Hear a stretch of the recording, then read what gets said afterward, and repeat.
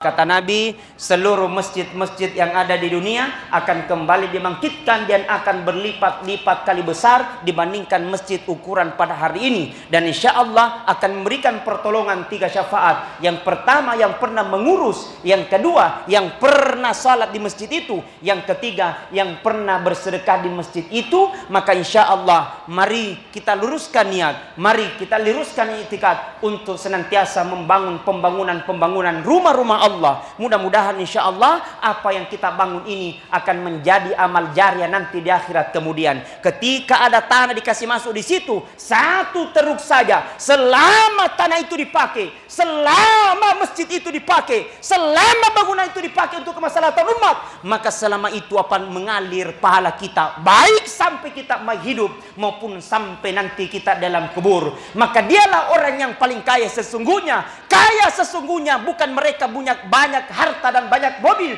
Kaya sesungguhnya adalah bermanfaat untuk orang lain. Bukankah Al-Quran katakan khairun nas yang faulin nas, sebaik-baik manusia bermanfaat untuk orang lain.